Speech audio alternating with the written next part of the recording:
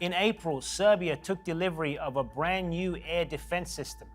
But it didn't come from Russia, its usual supplier. No, this one came all the way from China. So has Beijing finally found a way into the European arms market?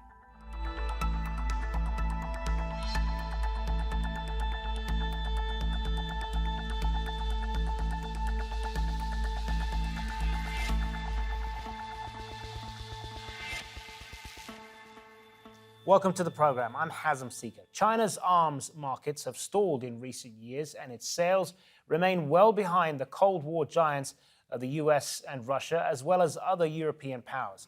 Part of the problem for China is most of its largely untested weapons are sold to Asian neighbors, but the lucrative EU and Western markets remain out of reach.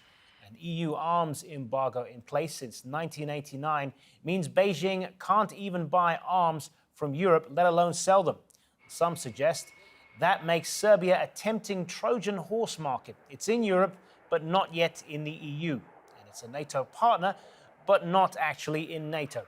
Is this Beijing's way in? Well, joining us now to discuss this here in London, we have Stephen Chan, Professor of World Politics at SOAS University of London, and Dr. Zeno Leoni, Lecturer in the Defence Studies Department of King's College London.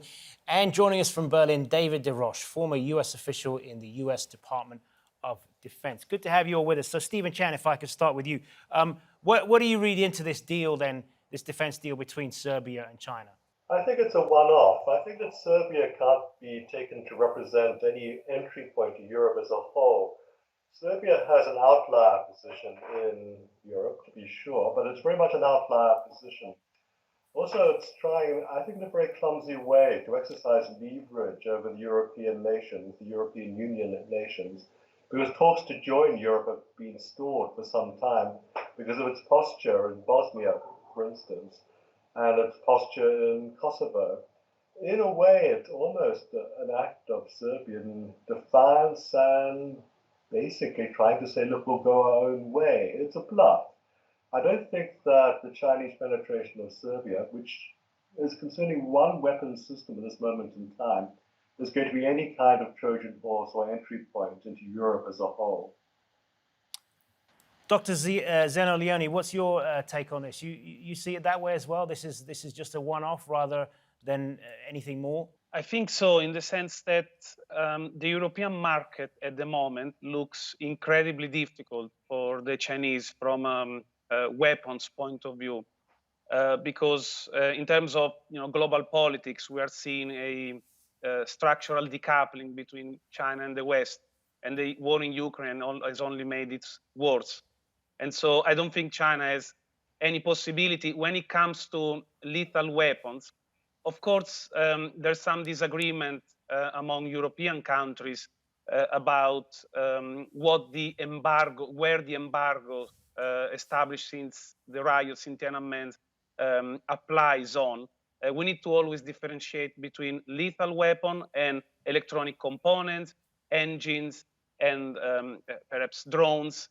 So it really depends what we're talking about here. But just to answer your question, it looks really hard for China at the moment. I'm going to play a clip now of the Chinese Foreign Ministry spokesman giving his announcement of this China-Serbia deal. So we're going to play that now. This is a cooperative project between China and Serbia in our annual plan. We hope that the relevant media outlets will not over-interpret it. This project is also not aimed at third parties and has nothing to do with the current situation. The US sells arms to Europe and Taiwan. Have you, the media, ever been concerned about them undermining regional peace and stability? How would China's sale of conventional military materials to Serbia undermine regional peace and stability? David DesRoches, if I could turn to you on this. The Chinese Foreign Ministry suggesting there that there is a double standard going on, that there's all this scrutiny of Chinese arms deals, but the same is not applied to Western arms deals. What's your take on that? Well, that's the standard bluster whataboutism that we've come to expect from the so-called wolf warrior diplomacy under Chairman Xi. But There is a lot of scrutiny of Western arms sales to around the world because the Western arms exporters are democracies. So every major significant weapons sale in the United States is vetted by Congress. And for most of the time, Congress is held by a different party other than the president's party. So I can assure you that there's a lot of scrutiny, and it's a matter of public record. I agree with everything that the two speakers have said. It's almost as if they have my talking points in front of them. This is a country which is physically located in Europe, but is isolated from almost all of the institutions of Europe. And I think it will find itself even further isolated as a result of doing this. And, you know, as Dr. Leoni said, that there might be a possibility for export of electronic components. But I think that, as with many other things, the war in Ukraine is having impacts on China. The discovery that there were French Thales manufactured electronic components in the thermal imagery of captured Russian T-90 tanks means that, if anything, exports of dual-use capability to Russia, but also to China, I think, are more likely to be restricted than they are to be encouraged in the future. All right, we're going to put up a graphic now that shows you the leading international arms exporters in the world. These are the numbers from 2017 to 2021. At the top, the US, 39%, followed by Russia at 19%, then France at 11%, China at 4.6%, and Germany at 4.5%. So clearly China doesn't have a huge portion of the defense market there. And in actual fact, its defense sales have been falling over the last few years. Why do you think that is, Dr. Leoni? I think, you know, China has a very risk-averse approach when it comes to security and military politics. So my sense is that they would be very careful in that regard. But also, I think the best answer I can give you can be found in from a global politics perspective. As I said before, we are experiencing a structural decoupling, and you know, we're seeing a delineation, a definition of a Chinese sphere of influence, which at the moment will look at Africa, the Middle East, Russia, but which has been increasingly cut off from the West. So that might be one of the reasons. Stephen Chan, how do you think events in Ukraine have changed the dynamic in terms of China's dealings in the defense market? Well, I think China is very concerned precisely because of the Ukraine war. Many of its weapons systems, certainly its lighter weapons systems, are basically modeled on those of Russia, the old Soviet Union. And seeing the lack of efficacy of a lot of these weapons and weapon systems in the Ukraine theater must give China pause for thought. The other thing is, of course, the Chinese manufacturing capacity in terms of weapons is actually quite restricted. It's well behind the West in terms of naval equipment. There are all kinds of questions to be asked about the electronic reliability of some of its weapons systems. Serbia might find out about that. Insofar as China is watching the war in Ukraine, it would be quite concerned in terms of any of its weapons systems which have remained modeled on the old Soviet and the modern Russian systems, because in battlefield conditions, a lot of these things are just not very good. And people watching the Ukraine war will have second thoughts, if they had first thoughts in the first place, of buying weapons systems from China. David DesRoches, is the war in Ukraine opening up an opportunity, do you think, for China when it comes to arms sales? I don't think so. As Dr. Chan mentioned, the kind of weapons China produces are not in high demand, both because of a reputation for a lack of quality and because if you want that kind of capability, you can get the first version usually from Russia. So countries that buy Chinese weaponry are either countries that are seeking, they're poor countries, so African countries, Pakistan, or they're countries that want to buy a capability that is denied them by the West. So Saudi Arabia and the UAE buying armed drones after the United States, France, Israel, UK refused to export them. Now there is possibility that, you know, as China has an industrialization strategy.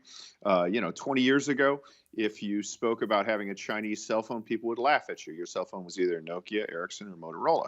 So, over time, with a sustained effort, they might be able to capture some areas, as they've done with commercial drones, which, at least hovercraft drones can be militarized. But right now, that doesn't seem likely. And it seems more likely that China's market share will decline and that the West will seek to actively restrict Chinese engagement in the security sphere because they fear that Russia's model will be followed by China.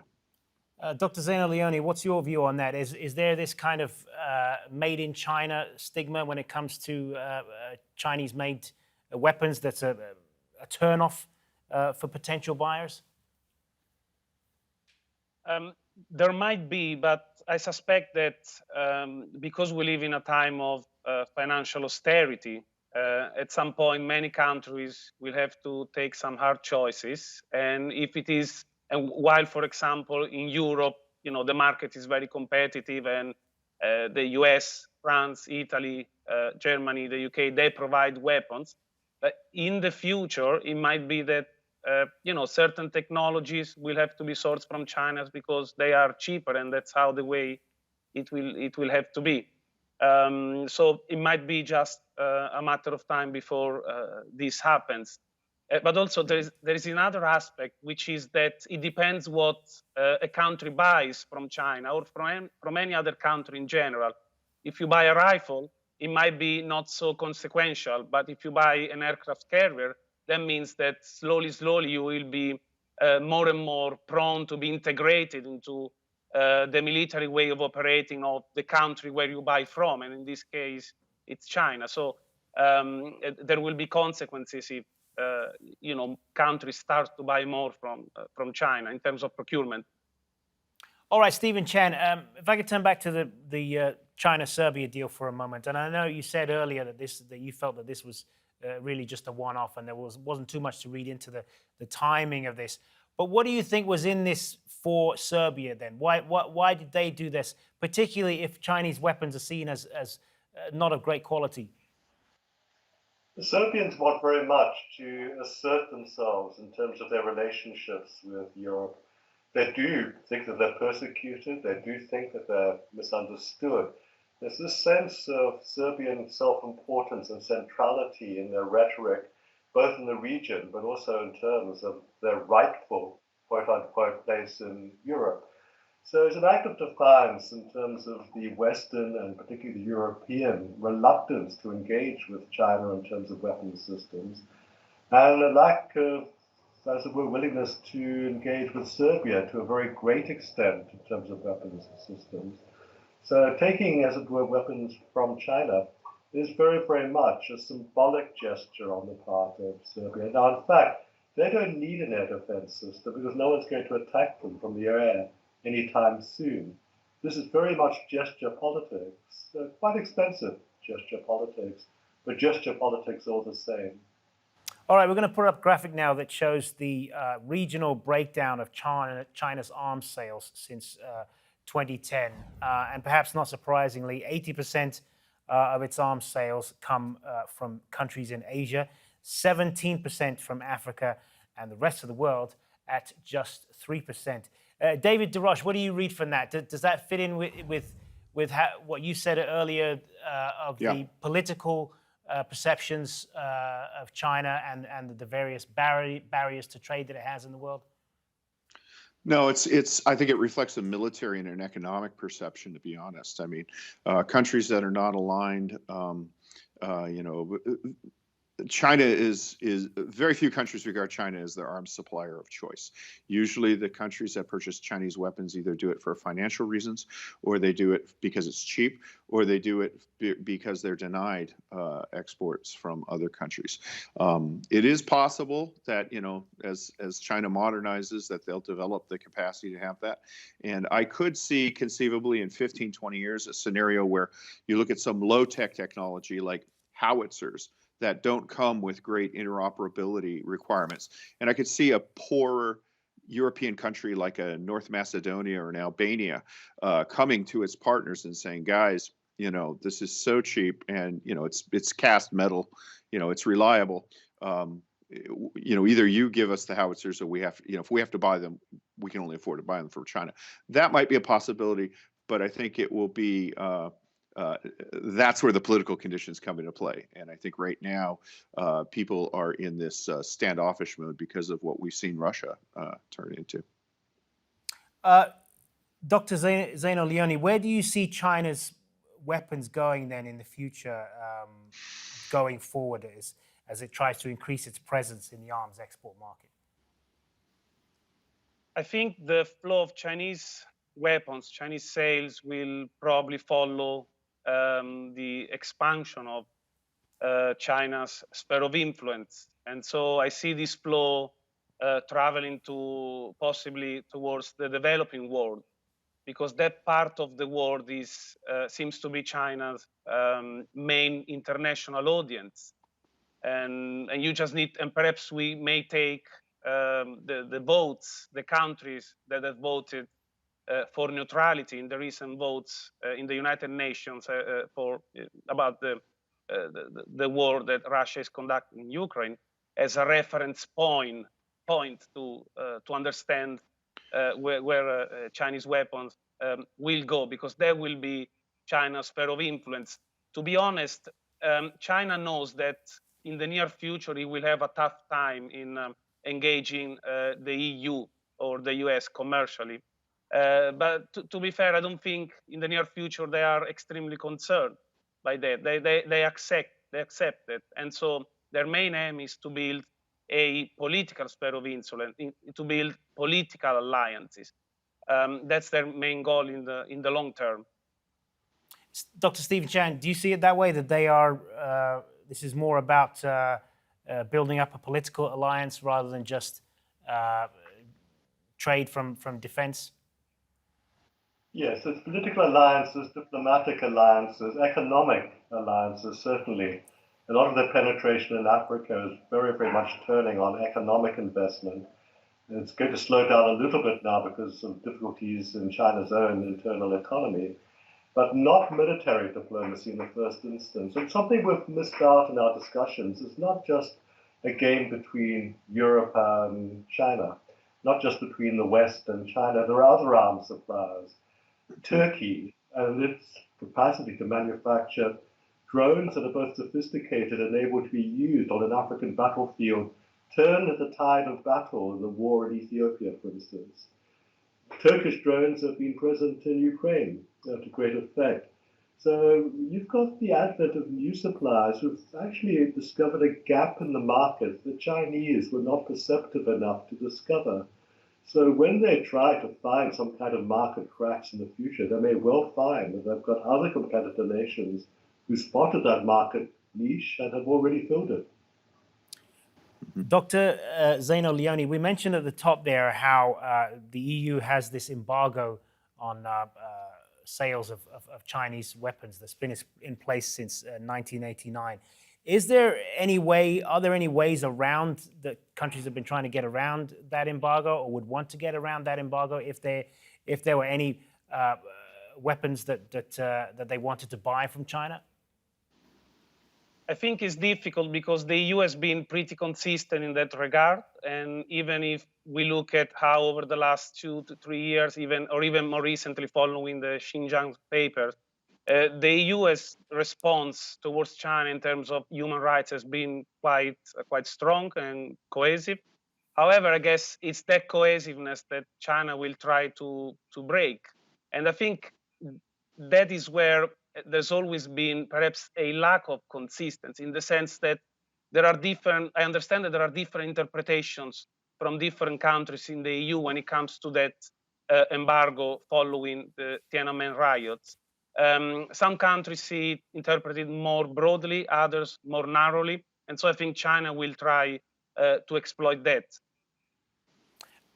David DesRoches, one of the things that we've seen certainly since the start of Russia's invasion of Ukraine is a kind of role reversal here in the relationship between Russia and China in terms of the fact that Russia seems to have been relying more on China now for assistance in getting weapons. What do you make of that?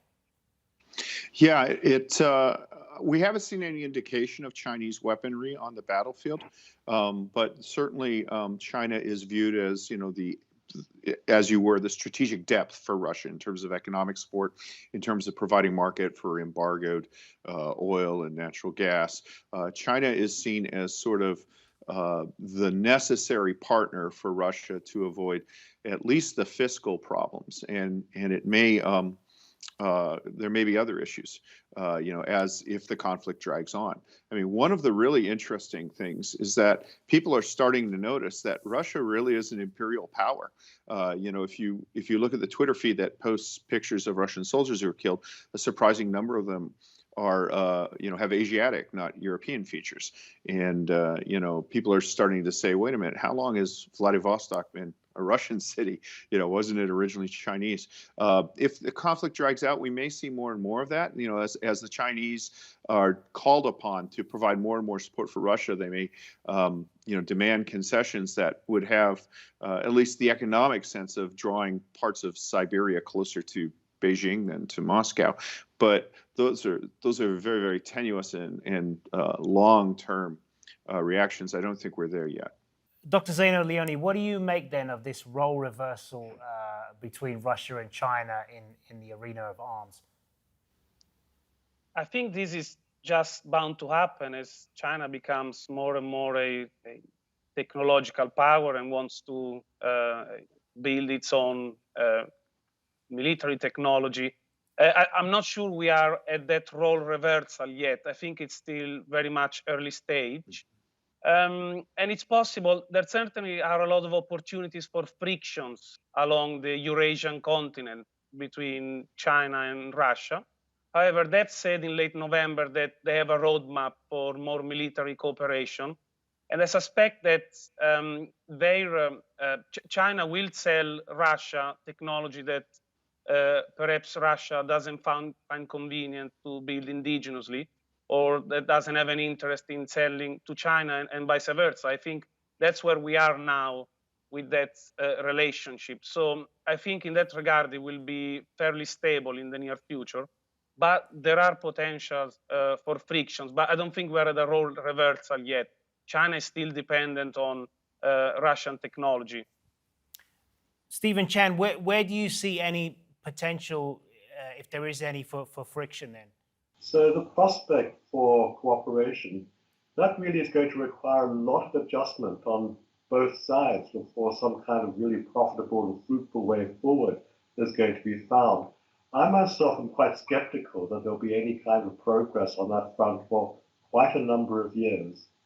Just to expand on that a little bit for us, Stephen Chan, what you mean by operational doctrines, they're both very different. Give us an example if you can. What you've still got in terms of Chinese military doctrine is a very, very large reliance in terms of mass infantry movement, backed up, of course, by heavy armor. Now, in that sense, that seems to be quite similar to the Russian model, which is being exhibited in Ukraine at this moment in time. But whether or not the Chinese could back that up with technologies that are electronically based, whether they could back that up with aerial firepower, all of these things, I think they will find themselves still quite far behind, not only Western powers, but behind Russian capacity in these fields.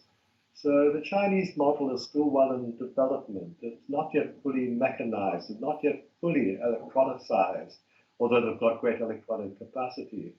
They're actually one good stage behind where the Russians are right now, although there are some symmetries. and certainly a long way behind modern capacities of European and American armies. David DesRoches, we talked earlier about the perception that China's weapon systems are seen as kind of low quality, low grade. Is there any potential for that to change at all going forward? Do you see any potential for that to improve?